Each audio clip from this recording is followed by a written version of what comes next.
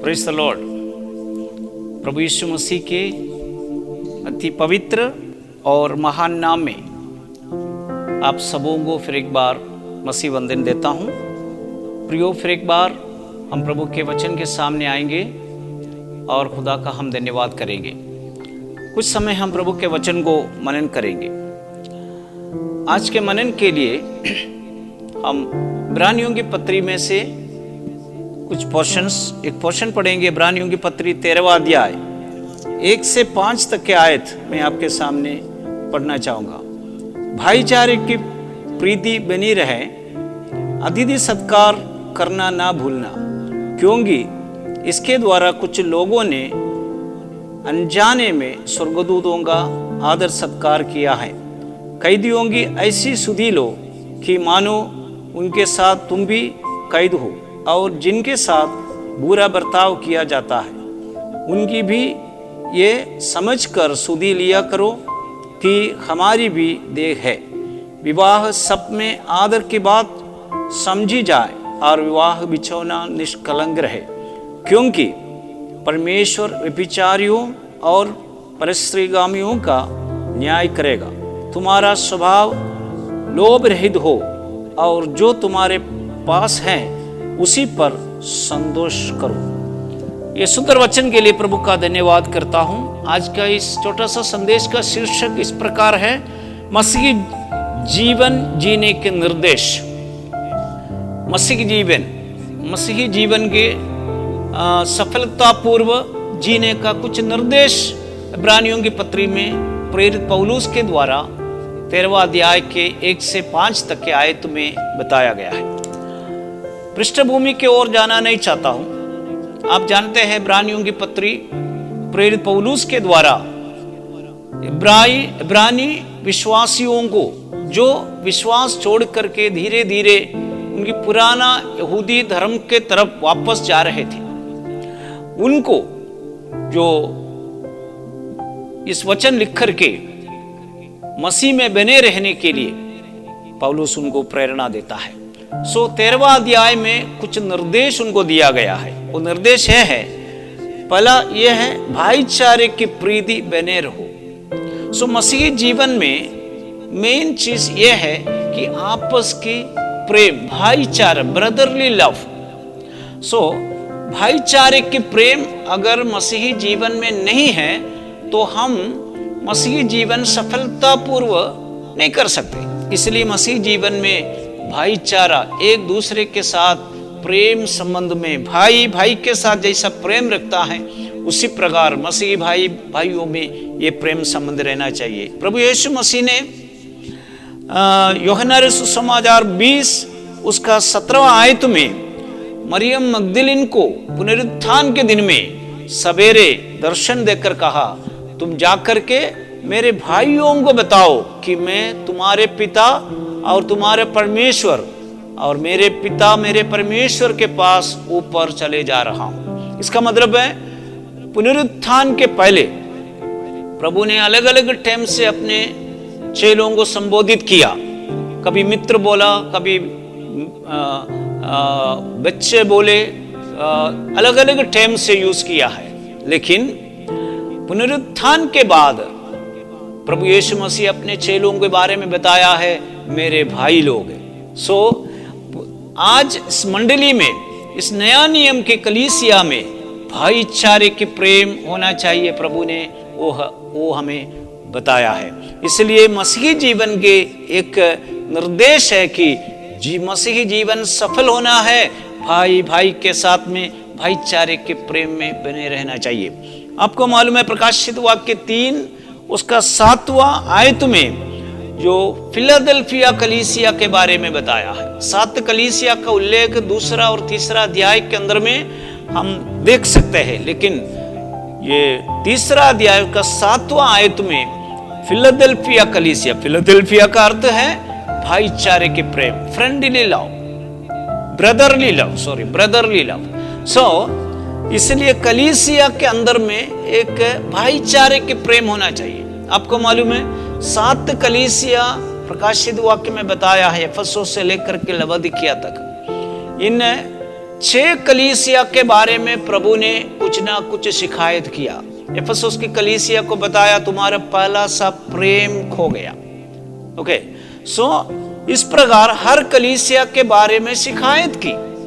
लेकिन फिलाडेल्फिया कलीसिया के बारे में जब आप पढ़ेंगे, वहां पर प्रभु ने कोई शिकायत फिलाडेल्फिया कलीसिया के बारे में नहीं बताया है। और इन 7 कलीसिया पीरियड में फिलाडेल्फिया कलीसिया पीरियड एकदम उत्तम है। कारण क्या है? Philadelphia means brotherly love. इसलिए हमारे आत्मिक जीवन में भाईचारे के प्रेम को मेंटेन करना बहुत जरूरी है। वो परमेश्वर बहुत पसंद करता है। दूसरा 13वां अध्याय उसका दूसरा वचन में लिखा है, आतिथ्य सत्कार करना ना भूलना। हॉस्पिटैलिटी, आतिथ्य सत्कार। इसके कारण कोई अनजाने में स्वर्गदूतों का भी सत्कार किया। और ये वचन इशारा करता है परमेश्वर के महान दास अब्राहम ममरे के 5 वृक्षों तले जब रहते थे, सो 3 अतिथि उनके पास आए। आपको मालूम है, उत्पत्ति के पुस्तक 18 अध्याय 1 से लेकर 5 तक के आयत आप पढ़ेंगे, वहां पर उसका उल्लेख है। सो उन्होंने ये नहीं जाना कि कौन मेरे पास आया। सो अतिथि सत्कार, उसका सही मीनिंग है एंटरटेन स्ट्रेंजर्स। जो अतिथि सत्कार मीन्स अपना जान पहचान या अपने स्टैंडर्ड, अपने लेवल के लोगों को आमीन सत्कार करना नहीं है। स्ट्रेंजर्स, अजनबी का जो आपका प्रत्युपकार नहीं कर सकते, ऐसे लोगों को आप बुलात करके उनका सत्कार करे। वही मीनिंग यहाँ पर प्रेरित पौलुस ने बताया है कि एंटरटेन द स्ट्रेंजर्स, अतिथि सत्कार। आपको मालूम है अब्राहम ने इन 3 लोगों को पहले जानते नहीं, लेकिन उनके घर के तरफ आने वाला इस स्ट्रेंजर्स, इस अजनबियों को उन्होंने बड़े आदर सम्मान के साथ वृक्षों तले बैठा करके भोजन खिलाया। आपको मालूम है जब परमेश्वर ने हालेलुया इस अतिथि सत्कार को देखते हुए अब्राहम को एक ऐसा आशीष दिया है। सो अतिथि सत्कार करना ना भूलना, उससे से हमें बड़ा आशीष मिलता है। हालेलुया। आपको मालूम है अब्राहम लंबे वर्ष तक, काफी साल से एक पुत्र के खोज में था, लेकिन जिस दिन अब्राहम ने अतिथि सत्कार किया और उसी दिन परमेश्वर ने उनको एक ऐसा प्रॉमिस दिया, अगले वसंत ऋतु में जब मैं वापस तुम्हारे पास आऊंगा, तुम्हारी पत्नी साराई के द्वारा तुम्हें एक पुत्र मिलेगा। सो अतिथि सत्कार सबसे उत्तम एक विधि है, उसी के द्वारा जैसे अब्राहम ने अपने प्रॉमिस को पाया है, अब्राहम ने अपने प्रॉमिस संतान को पाया है, ठीक उसी प्रकार मसीही जीवन में एक निर्देश है कि मसीही लोग अतिथि सत्कार करने में कमजोरी न करे, अतिथि सत्कार करो, और वो परमेश्वर के नजर में एकदम उत्तम बात है। जल्दी मैं आगे बढ़ना चाहूंगा। और तीसरा वचन में लिखा हुआ है कि कैदियों की ऐसी सुधि लो कि मानो उनके साथ तुम भी कैद है। कैदियों के अर्थात पीड़ितों की सुधि लो। पीड़ितों के साथ हमारे व्यवहार कैसा होना चाहिए? उनका याद करके हम उनके मदद करने के लिए, उनके लिए अच्छे काम करने के लिए हमेशा सामने आना चाहिए।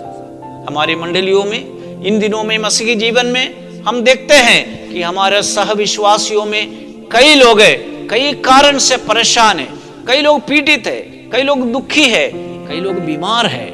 इस पैंडेमिक पीरियड में अनेक समस्याएं मंडली के भाई बहनों के जीवन में है।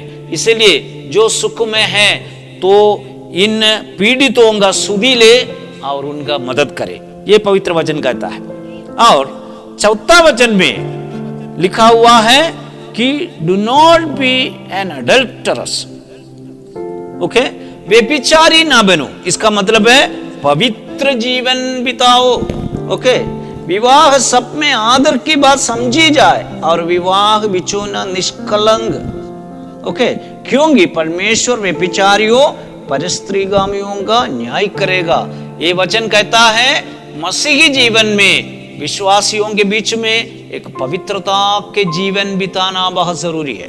ओके, जल्दी मैं आगे बढ़ना चाहता हूं, इसलिए 1 कुरिन्थी 7 उसका 2 आयत में प्रेरित पौलुस कहता है कि व्यभिचार के डर से हरेक को अपनी अपनी पत्नी होना चाहिए। इसका मतलब है पवित्र परमेश्वर की उपासना करने वाला मसीही समूह, तो उनके जीवन में एक और निर्देश प्रेरित पौलुस के द्वारा दिया जाता है, वो है तुम अपने जीवन को पवित्र रखो। Be holy because your God is holy. So इस प्रकार पवित्र जीवन को बिताना बहुत जरूरी है। 5वां आयत वहां पर लिखा हुआ है, उसमें लिखा हुआ है तुम्हारा स्वभाव लोभ रहित हो और जो तुम्हारे पास है उसी पर संतुष्ट हो जाओ। ओके, मसीही जीवन लोभ रहित हो, greedy, do not be greedy.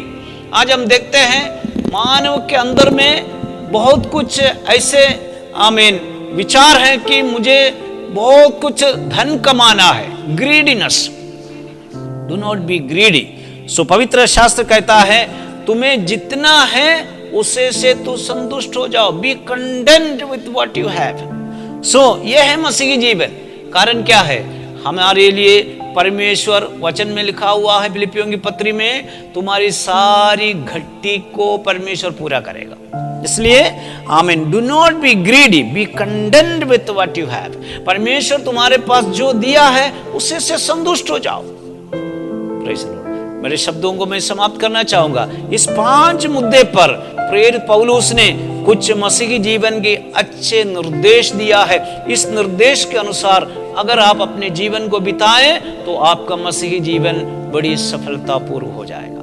प्रभु इस वचन के द्वारा आपको आशीष दे। आइए हम एक छोटी सी प्रार्थना के साथ यहाँ पर समाप्त करेंगे।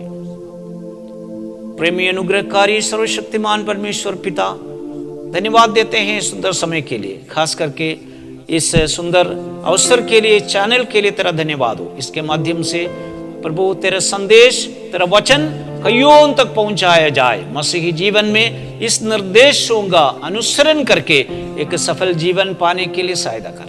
एक और बार तेरा हाथ में सौंपते हैं। प्रार्थना सुनने के लिए धन्यवाद। मसीह यीशु के नाम में मांगते हैं, सुन और कबूल कर पिता, आमीन। Praise the Lord.